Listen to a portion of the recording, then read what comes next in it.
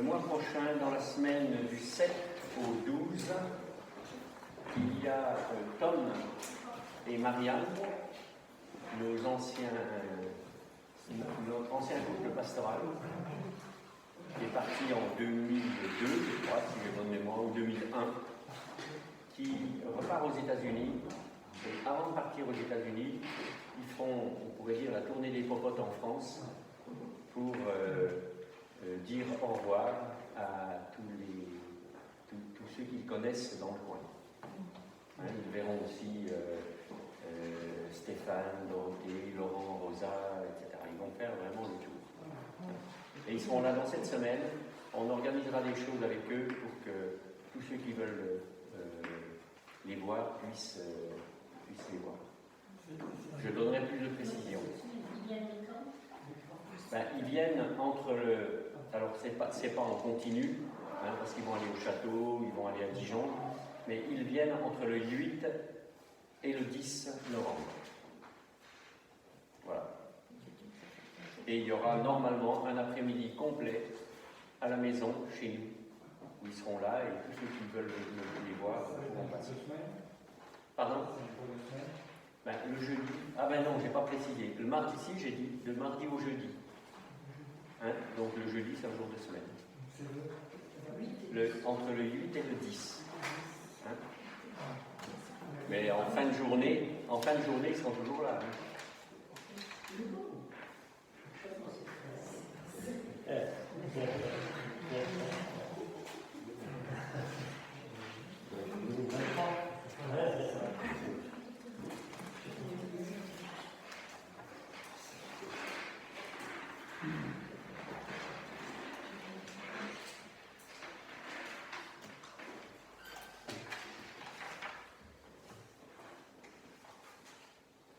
Alors, vous avez reçu un petit mail dans la semaine avec un passage à lire, un passage que je trouve extrêmement intéressant, extrêmement profond et qui suit exactement le passage qu'on a lu dans la louange ce matin, dans Philippiens 2, les versets 4 à 11. Et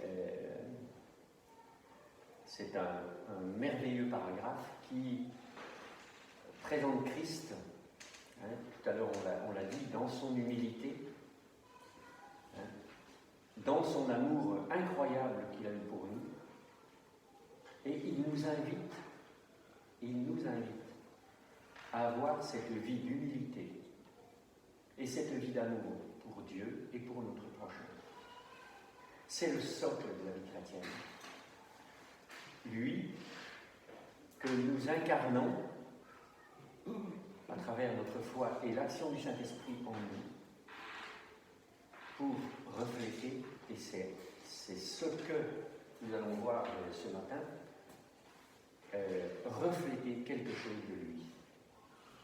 Et si on reflète quelque chose de lui, on sera le passage de lui des flambeaux. Pas des petits lumignons, hein, un flambeau. Voilà, donc qu'on puisse être chacun de nous encouragé par ce passage qu'on va partager pour être des flambeaux. Et on arrive à l'hiver, hein, un flambeau aussi, non seulement ça éclaire, mais ça réchauffe. Et il y aura des pannes d'EDF donc, pour cet hiver, donc on aura peut-être besoin d'être de vrais flambeaux pour les autres.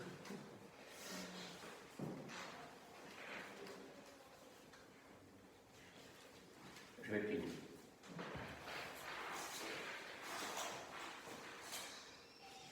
Seigneur Jésus-Christ, déjà nous te remercions pour ce temps de louange et d'adoration bénie que nous avons pu avoir ensemble ce matin devant toi.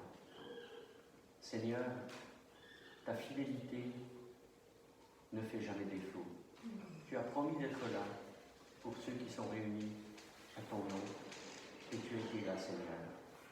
Et c'est ça la véritable raison d'être et la véritable qualité de ce temps de culte.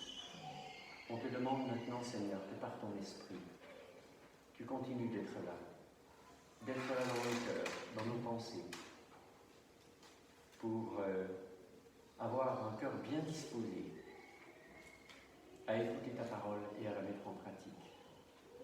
Seigneur, qu'on ne cherche pas à avoir des hautes pensées au-dessus de ce qui est écrit, comme nous dit l'apôtre Paul dans la lettre aux Romains, pas au-dessus de ce qui est écrit, mais que nous touchions la profondeur de ta parole pour changer nos cœurs. Alors Seigneur, on se remet à toi, parce que sans toi, on ne peut vraiment rien faire. Nous te bénissons pour cela, Seigneur. Amen. Alors je propose qu'on lise ces quelques versets. Il n'y en a pas beaucoup, mais ils sont tellement riches. Donc, lettre aux Philippiens, au chapitre 2, et les versets 12 à 18. Vous voyez, ça ne fait pas beaucoup de versets. Mais des fois même, dans la parole de Dieu, un seul verset peut nous occuper pendant des heures. Lettre aux Philippiens, chapitre 2, les versets 12 à 18. Ainsi, mes bien-aimés, vous qui avez toujours obéi, non seulement quand j'étais présent, mais bien plus encore maintenant que je suis absent, mettez en œuvre votre salut avec crainte et profond respect. Dans d'autres versions, c'est crainte et tremblement. En effet, c'est Dieu qui produit en vous, en nous, le vouloir et le faire pour son projet bienveillant. Faites tout sans murmure ni contestation, afin d'être irréprochables et purs, des enfants de Dieu sans défaut, au milieu d'une génération perverse et corrompue. C'est comme des flambeaux dans le monde que vous brillez parmi eux en portant la parole de vie. Je pourrais alors être fier, dit l'apôtre Paul, le jour de Christ, de n'avoir pas couru ni travaillé pour rien. Et même si mon sang doit couler pour le sacrifice et le service de votre foi, j'en suis heureux et je me réjouis avec vous tous. Vous aussi, soyez de même heureux et réjouissez-vous avec moi.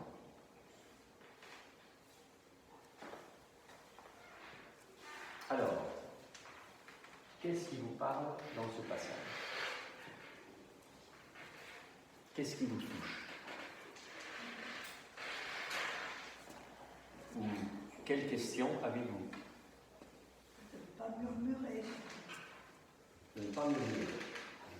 C'est pas mon cas. Alors, est-ce qu'on a un autre mot pour murmurer? C'est pas mon cas. Pardon? Contester. Contester, un mot du langage courant. Allez. Râler, hein, celui qui râle. Hein. On avait une fille que vous connaissez, plusieurs d'entre vous, qui s'appelait Marjorie, qui était, quand elle était ado, c'était une râleuse. Elle avait mis un t-shirt un jour, je ne râle pas, je m'exprime. Bref, tout ça pour dire que le murmure, c'est une forme de contestation, c'est une forme d'opposition. Hein? Dans l'Ancien Testament, vous savez qu'il y a eu des jugements très forts sur le peuple qui avait murmuré. Murmurer. On a l'impression que murmurer, c'est trois fois rien, parce que le murmure, on n'entend pas bien. Mais le murmure du cœur, Dieu l'entend très très fort. Hein? Moi, ça me fait penser que faites toutes choses sans murmure. Alors moi, par exemple, ça me fait penser qu'il y a des choses que je fais parce que je sais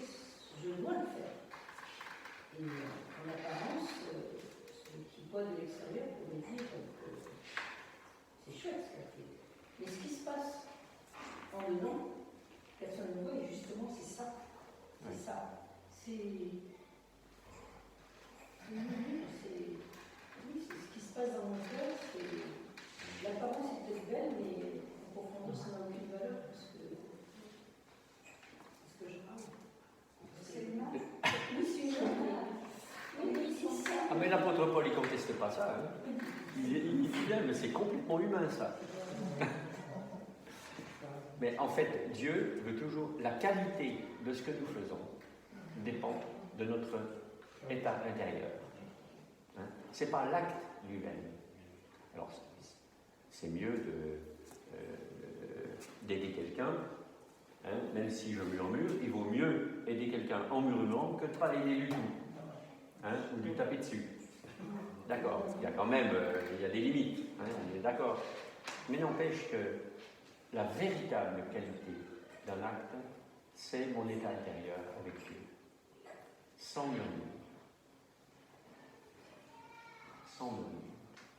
Et je ne sais pas si vous vous souvenez, quand on a fait il y a 15 jours ou 3 semaines, hein, c'était moi le message, on avait regardé le début du chapitre 12 de la lettre aux Romains. Et il est dit que celui qui donne le fasse joyeusement. Joyeusement. Je donne. Est-ce qu'il mérite? Ben, non, joyeusement. Donc, ok, murmure. Travailler Travailler. avec crainte et tremblement. D'accord. À votre salut. Alors, moi, j'aimerais bien, franchement, c'est une des questions que j'avais envie de vous poser.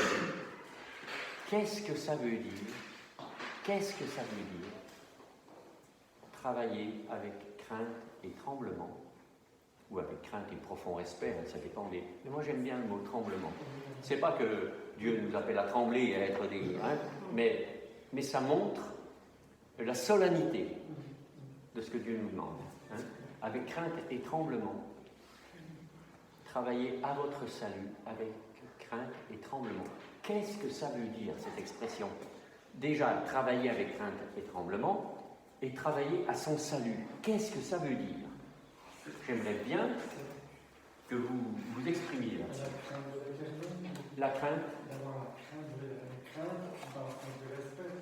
Oui. C'est peut-être aussi parce que c'est une personne qui a compris, et quand on ne veut pas le rendre, mais compris plus ou moins qui est Dieu. Donc il est en tremblement sans. Est-ce que je peux être plus précis dans ma question? Jésus a tout accompli. Pourquoi est-ce qu'il faut que je travaille à mon salut? Qu'est-ce que ça veut dire, ça? On continue de marcher avec lui. C'est après. Allez, allez-y. Salut, qu'est-ce que ça veut dire? Ah, qu'est-ce que ça veut dire, salut, par exemple? Mais non, tout ça c'est intéressant. Alors, essayez. Oui. Je me demande si c'est nous sauver ou si c'est le salut du ciel. Alors il y a des fois, je me dis le ciel, tout le temps, Mais les deux sont c'est notre chose prioritaire. À chaque jour qui passe, on a de moins en moins de temps. Hein, mais... Mais quand même, je vais poser la question. Allez, Hervé. Tout est accompli, mais en réalité, j'ai ma responsabilité devant Dieu de marcher avec lui. Il y a des versets qui disent qu'on sera sauvé comme un cadavre de femme. Donc oui, il y a le salut est accompli parfaitement en Jésus-Christ. C'est lui-même qui me mène à la perfection, mais il me rend participant et je participe. Et ça veut dire que mon cœur, lui, doit prendre activement part à ce salut et à ce que Dieu me demande, l'obéissance, la sainteté, le rencontrer, lui obéir, l'aimer. Voilà. Ce ne sont pas des choses qui sont innées. Je peux facilement édulcorer tout ça. Et en fait, et le tremblement, c'est une forme de respect, parce que Jésus est mort sur la croix. Ce n'est pas une mort anodine. Il y a un Dieu qui est venu sur terre, qui s'est fait chair et qui est mort sur le croix. Et juste ça, c'est des moments sensibles que je dois trembler de nous. Continuer d'œuvrer, comme il a dit, continuer d'œuvrer dans le service. Pardon? Josette a dit continuer d'œuvrer dans le service. Hein? Je trouve ça intéressant tous ces échanges-là. Dans ma version, il est dit menez à bonne fin dans le saint respect de Dieu le salut qui vous a été donné. Et traduisez-le en actes. Donc le salut, c'est un point de départ dans la vie chrétienne, et puis après, il s'ensuit des actions, enfin, à une vie de service. Mais le salut, c'est vrai que c'est en Jésus-Christ, quoi. C'est ce qu'il a accompli à la croix. C'est accompli. Pardon? Oui, moi je pensais que on pouvait dire, bon ben je suis sauvé, tout est bien.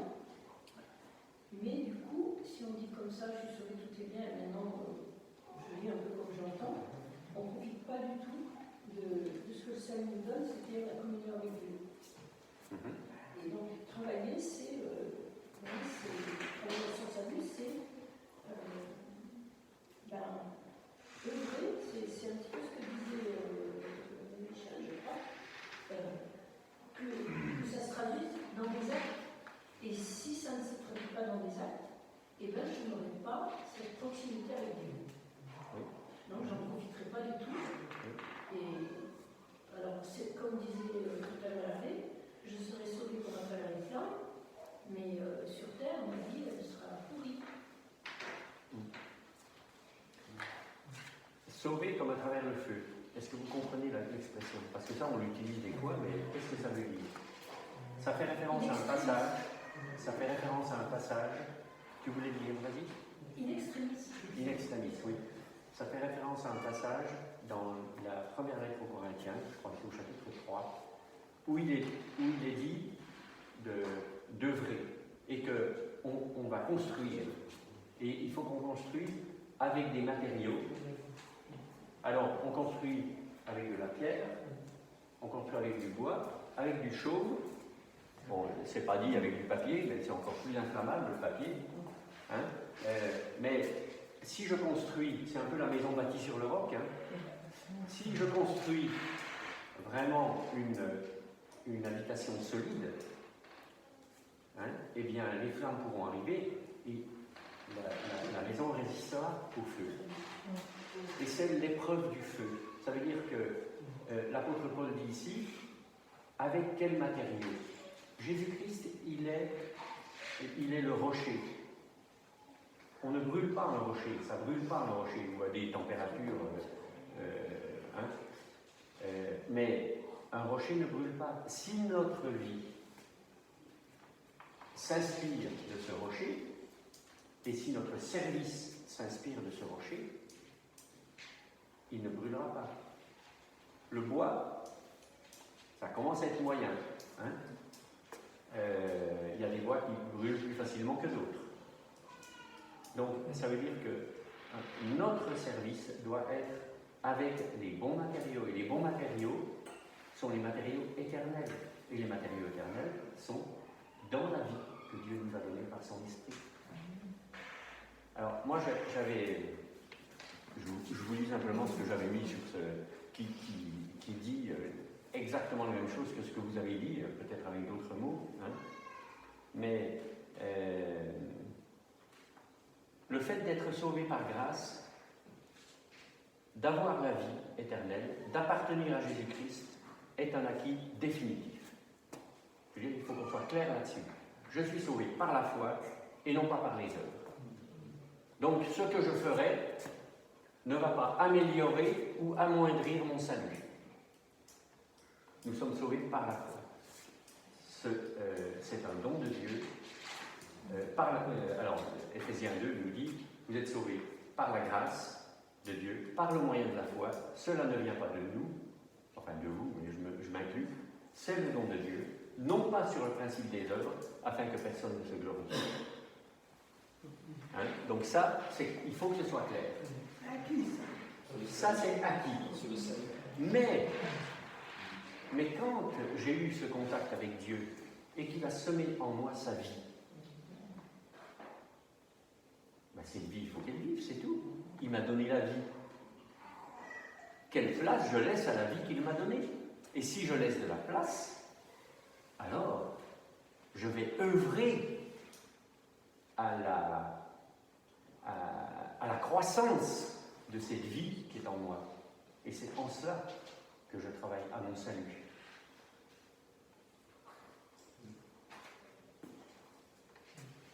Et on peut rencontrer autour de nous, et quelquefois, je parle pour moi, si je ne suis pas tellement branché avec Dieu, je peux ressembler à quelqu'un qui a la vie, mais qui ne produit pas de fruits. On est tous, souvent on dit un peu comme ça, il ne s'agit pas de légitimer ça, mais soyons honnêtes, reconnaissons que dans notre vie, on est plutôt en dents de scie que dans une ligne. Et quand je suis en bas du schéma, ça ne doit pas bien beaucoup se voir que la vie de Dieu est en moi. Et Jésus dit, on reconnaît un arbre à ses fruits. Ça aussi, c'est important. On reconnaît un arbre à ses fruits. Et Jésus dit, si tu ne vois pas de fruits, il ne le dit pas comme ça, mais on peut comprendre ça de ce passage, si tu ne vois pas de fruits, tu es en droit de t'interroger de la présence de la vie dans la personne ou pas. Tu es en droit. Ça ne veut pas dire qu'il faut l'accuser et tout de suite lui tomber dessus. Mais ça pose question. Quelqu'un qui est en bas momentanément et qui remonte, on dit, ah ben il y a la vie là. Il remonte. Il redescendra après. Et peut-être qu'on descendra moins bas la fois suivante. Mais nous travaillons à notre salut parce que nous avons hérité de cette vie. Nous avons été engendrés par Dieu en Jésus-Christ. C'est comme si un nouveau-né naissait et qu'on ne prenne pas soin du nouveau-né. Il y a la vie là.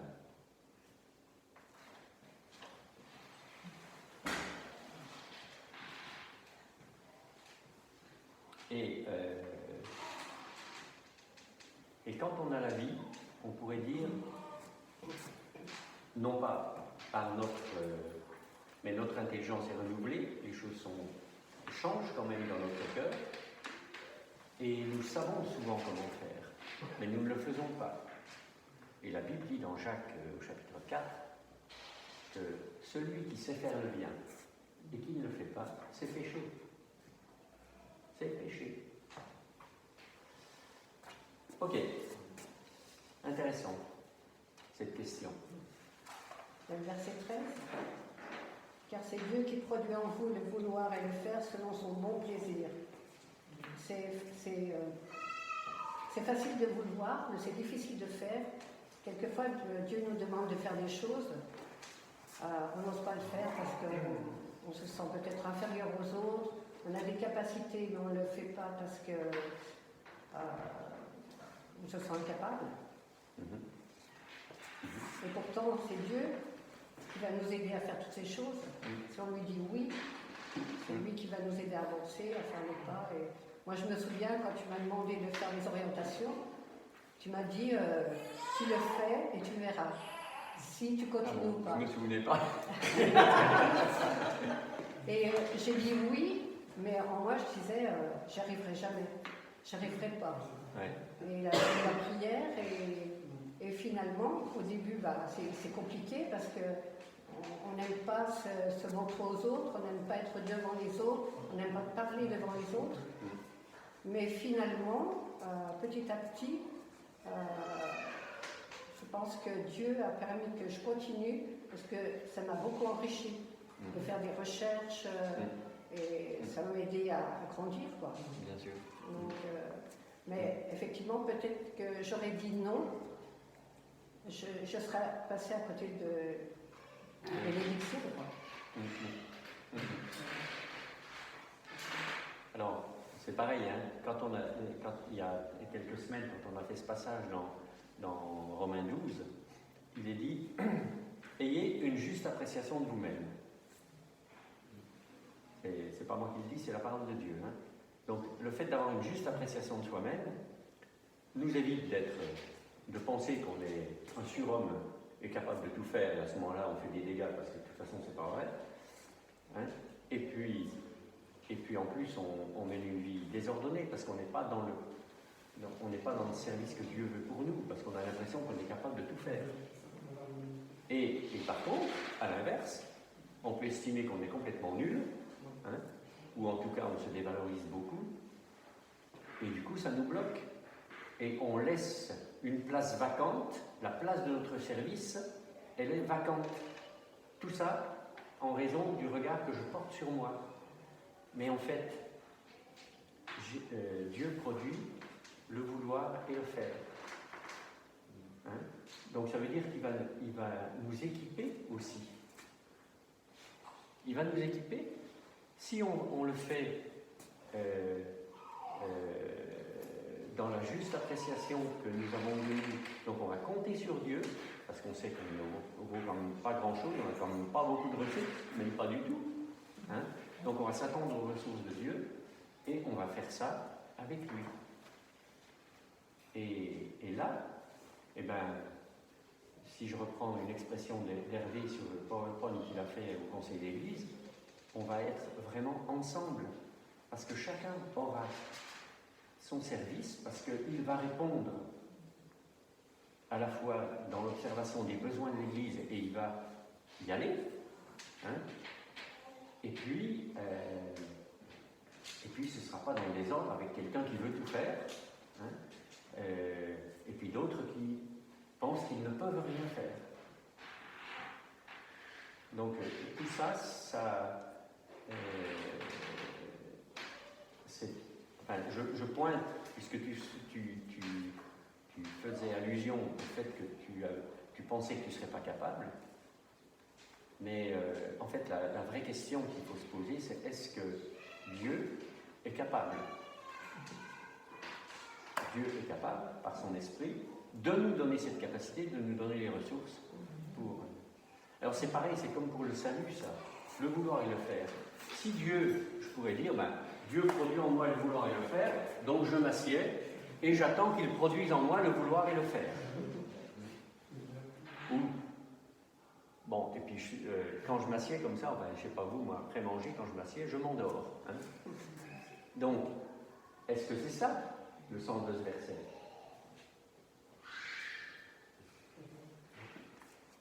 Oui. Tu veux poursuivre là-dessus ou... Non. Oui, eh bien, ça ou pas, hein, peu importe. D'accord. Il y a des mots qui sont très forts. Oui. Soyez irréprochables, purs, irrépréhensibles. Alors, dans la version que j'avais...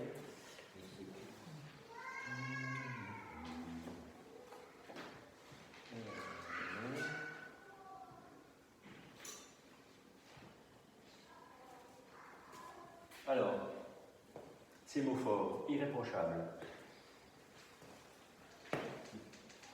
Qu'est-ce que ça veut dire, irréprochable? Sans reproche. Sans reproche. Sans reproche, c'est-à-dire que mon attitude n'autorise pas le reproche. Parce que, justement, je marche de telle sorte qu'on ne peut pas me reprocher de marcher comme je marche. Est-ce que c'est bien le cas pour moi? Mais dis pas, c'est afin que vous soyez, pas que vous êtes irréprochable. Que vous soyez, c'est un processus. Oui. C'est après qu'on dit n'emmène pas. On n'emmène pas afin que. Oui. Donc, Dieu produit le vouloir et le faire. Et si on l'écoute dans le vouloir et le faire, on sera irréprochable. Il y a un lien. Il y a le début de la phrase et puis il y a la suite. Hein. Oui, mais est-ce qu'on se sent irréprochable dans nos vies? Alors, la question, il faut plutôt la poser aux autres que se la poser à soi. Je trouve qu'on est souvent un très mauvais juge de soi-même. Hein. On peut être atteint de scrupulite aiguë. Hein. Et puis du coup se reprocher des choses que les autres ne nous reprochent pas, parce que c'est nous qui allons trop loin. Hein. On se condamne sans arrêt, on se flagelle, et c'est pas juste. Alors, c'est indépendant du fait que je peux avoir une apparence qui est différente de ce que j'ai dans le cœur. Hein. Donc ça c'est autre chose, c'est un autre débat. Mais irréprochable, c'est une conduite sans reproche, effectivement. Mais au regard de ce que Dieu attend de nous. Au regard, bien sûr, de ce que Dieu attend de nous. C'est quelque chose c'est une relation personnelle que nous avons avec Dieu et qui n'est pas au regard des autres. Oui, mais les autres peuvent nous être utiles, Voilà. parce que on vit ensemble, et si quelqu'un me fait une remarque sur mon attitude, la première chose que j'ai à faire, c'est ne pas être contrarié, hein, même si c'est tellement facile, mais écouter, et puis examiner dans ma relation avec Dieu et avec la parole de Dieu, si la remarque qui est faite est juste. Elle est juste ou pas, parce que l'autre n'est pas parfait non plus, hein, et je ne connais pas les intentions du cœur de la personne, mais la première chose à faire, c'est écouter, hein, et réfléchir à ce qu'il est dit. Qu'est-ce que c'est la pureté? Être pur. Comment? Oui, c'est un aspect de la pureté. C'est quelque chose qui ne pervertit pas la volonté de Dieu. C'est quelque chose qui ne pervertit pas la volonté de Dieu. Oui. C'est d'avoir des bonnes pensées. Comment? C'est d'avoir des bonnes pensées déjà au départ. Il y a des bonnes pensées, ouais. Si tu penses mal, ben, tu n'es pas pur. Hein. Jésus qui a dit, Jésus a dit, vous êtes purs, mais non pas tous. Oui. À ses disciples, je ne sais plus dans quel contexte. C'est dans le contexte de la trahison de Judas. Oui, on n'est pas tous. Hein. C'est le cœur qui appartient à Dieu. La pureté en Jésus, nous approcher de sa pureté. Les fruits de l'esprit.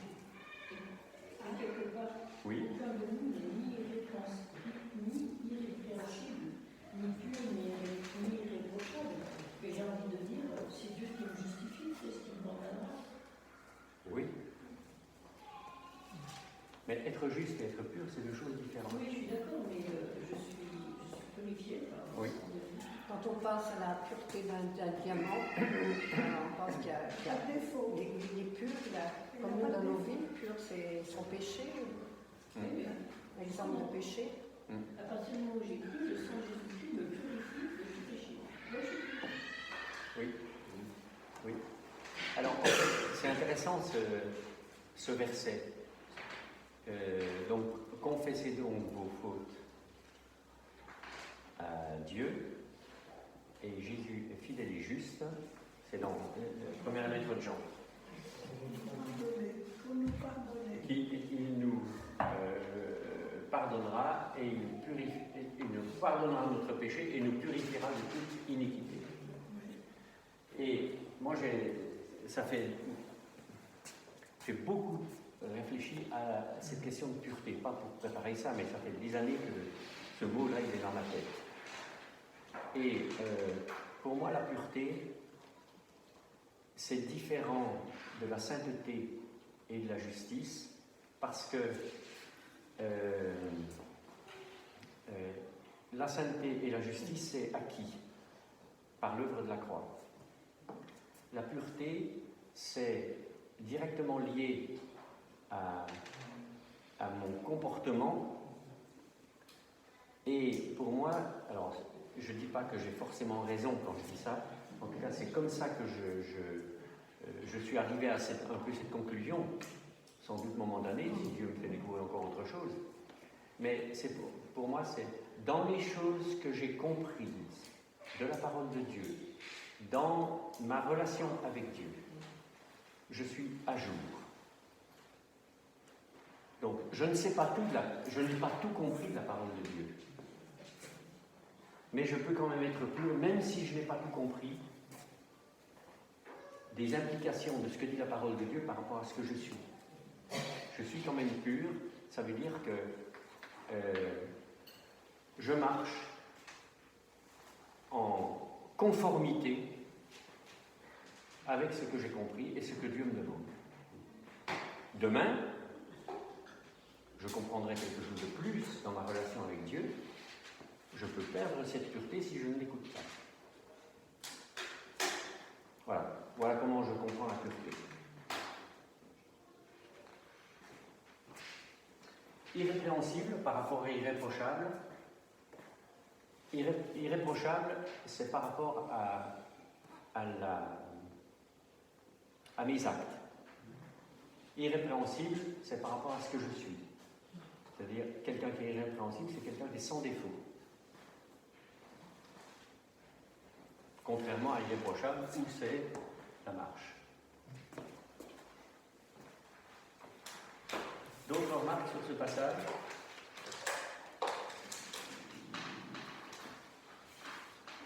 J'aimerais bien qu'on arrive au flambeau quand même. C'est intéressant. Vous êtes d'accord qu'on parle des flambeaux? Alors, je vais vous. Tu disais quelque chose, Michel? On revient encore à la lumière. On revient à la lumière. Alors, je relis ces passages. Verset 14. Faites tout sans murmure ni contestation, afin d'être irréprochables et purs, des enfants de Dieu sans défaut, au milieu d'une génération perverse et corrompue. C'est comme des flambeaux dans le monde que vous brillez parmi eux, en portant la parole de vie. Allez. Qu'est-ce que vous dites sur les flambeaux? Nous sommes la lumière du monde. Ça me fait penser à ce verset. Je suis d'accord. Et qu'est-ce que ça veut dire porter son flambeau? Qu'est-ce que ça vous évoque, ça? La lumière. Alors, le flambeau, oui, mais porter son flambeau. Être allumé. Ok? J'ai pas honte de l'évangile. Qu'est-ce que c'est ça?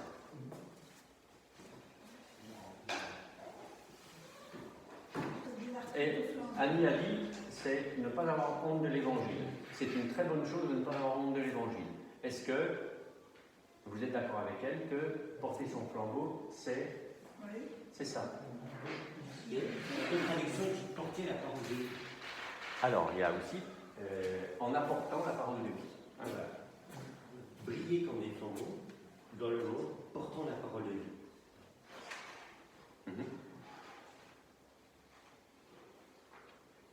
Faut faire la retraite au flambeau, c'est... Donc, les flambeaux ne considèrent que... Ça a un rapport? Non, il n'y a que les retraités qui portent le flambeau, c'est ce que tu veux dire? Donc, que les retraités portent le flambeau. Non, je blague.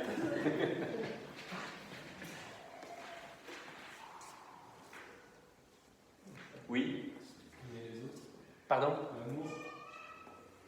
Alors, c'est intéressant ta réflexion. Essaye d'aller plus loin. Je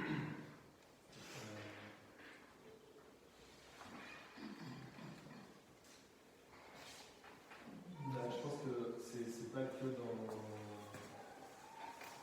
éventuellement un témoignage parlé, ça peut être dans un témoignage être. Et du coup, Je suis d'accord, je suis contre.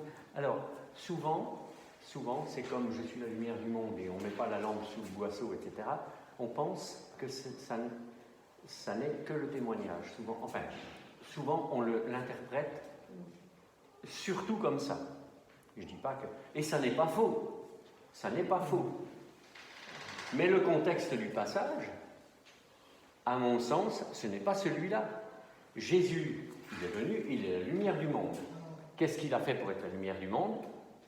Il a renoncé, il s'est abaissé, et c'est vraiment, il a aimé. Et ça brille. Ça brille. Et quand il est dit, en portant la parole de vie, alors on peut le comprendre de deux manières. C'est effectivement le témoignage ou l'évangélisation, mais c'est aussi, j'incarne, je porte sur moi, par mes attitudes, par mon être intérieur, je porte la parole de vie. Je suis un témoin de la parole de vie, parce que dans mon cœur, Dieu a fait vraiment son œuvre de vie. Et le fait d'être un témoin et l'évangélisation est une conséquence de ça.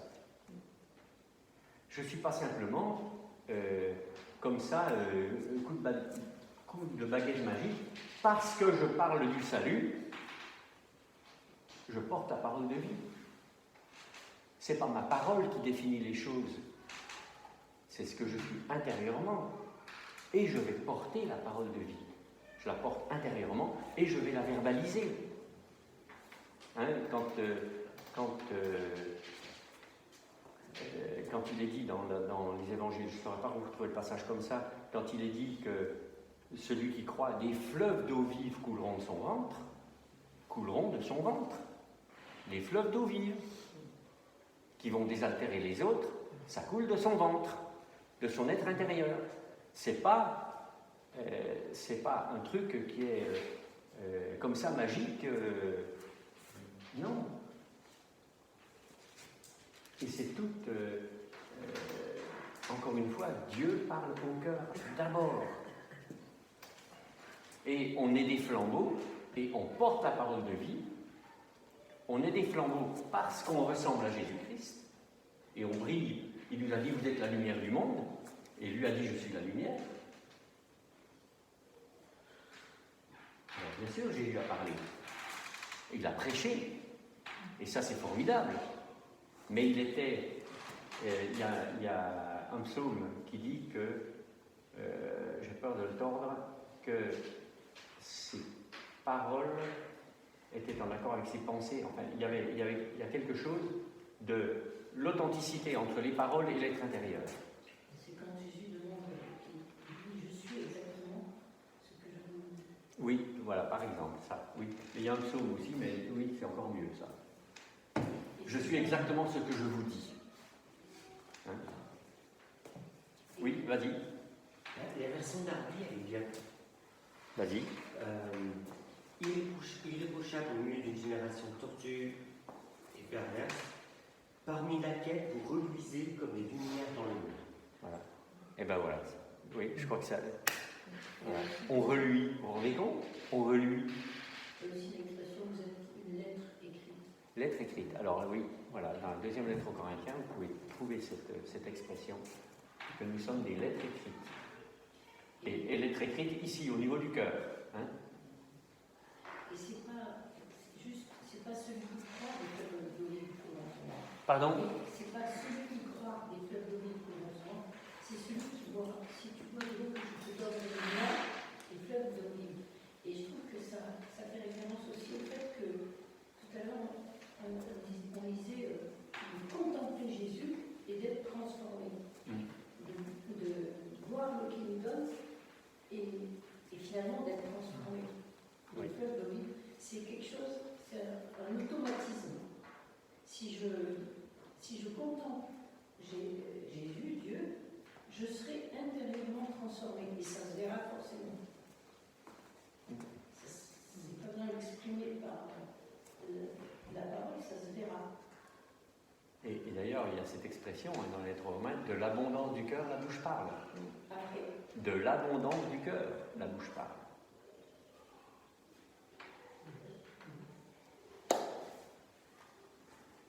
Alors après, je veux dire, si j'attends que mon cœur soit abondant pour témoigner ou pour parler, pour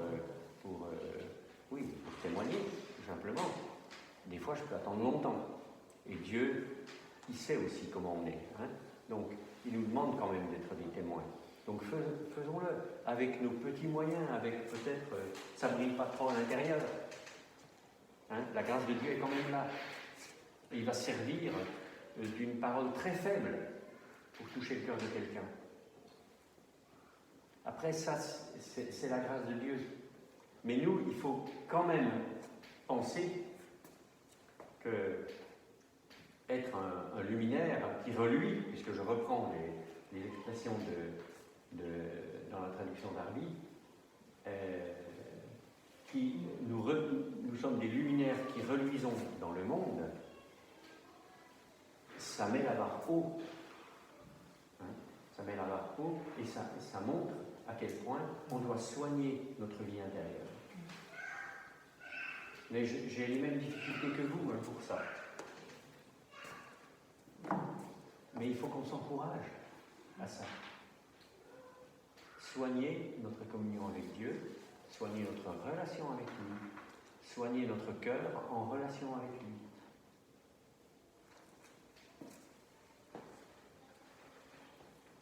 Et puis, la grâce que Dieu nous fait, souvent, c'est que, et on l'a, ça reprend un peu ce que disait Josette tout à l'heure. Des fois, on s'estime indigne et on se dévalorise. Et combien de fois, avec Annie, tout en ayant peut-être cette pensée, on s'est rendu compte qu'à notre insu, on avait brillé. Parce que Jésus fait grâce, pas parce qu'on était meilleur qu'un autre. Hein. Mais il y a cette grâce de Dieu qui met le sceau de sa personne sur nous. Et ça fait briller ça.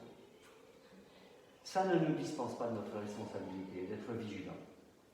Mais la grâce de Dieu, elle est quand même là.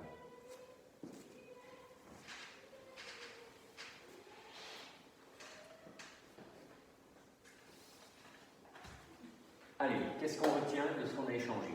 Parce qu'il faut qu'on arrête là, c'est bientôt midi. Qu'est-ce qu'on retient? Un mot là, comme ça, ceux qui veulent dire quelque chose. Un mot de ce qui les a touchés dans ce qu'on a partagé.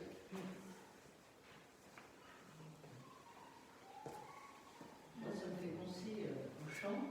Je suis la lumière, a dit le Seigneur, toi, mon frère.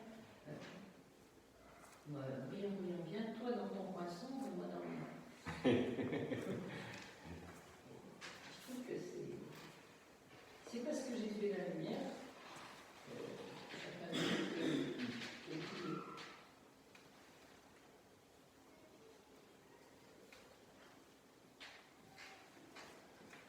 Alors ça, on retient qu'on a à être les flambeaux et que le flambeau, c'est d'abord le reflet de ma vie intérieure avec Dieu. Hein, c'est ça qui brille le plus. C'est pas quand je parle très fort, hein, ou très bien. Ok? On a parlé de mettre en œuvre son salut. Et je pense que peut-être, avec tout ce qui a été dit, c'est plus clair pour chacun de vous. Qu'est-ce que ça veut dire mettre en œuvre son salut? Hein? Et puis,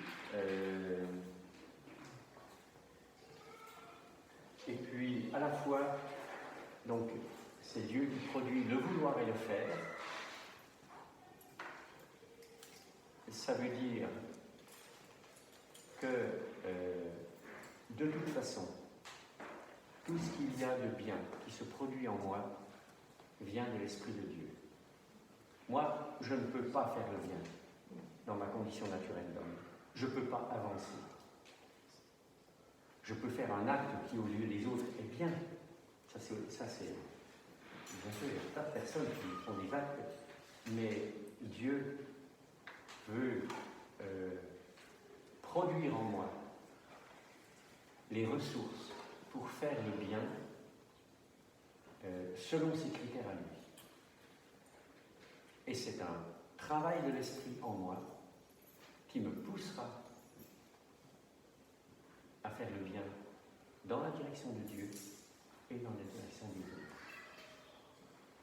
Et n'oublions pas qu'en arrière-plan de tout ce passage, il y a les versets 4 à 11 de la lettre aux Philippiens qui parlent de ce que Jésus a fait.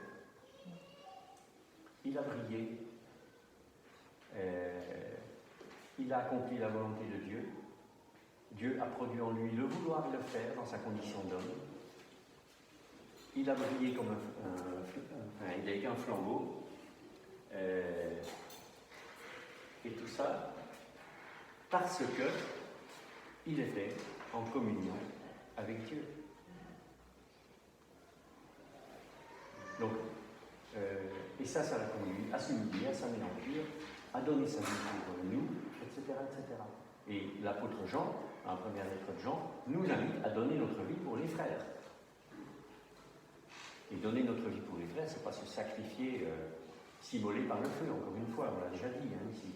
Mais c'est se mettre au service des autres.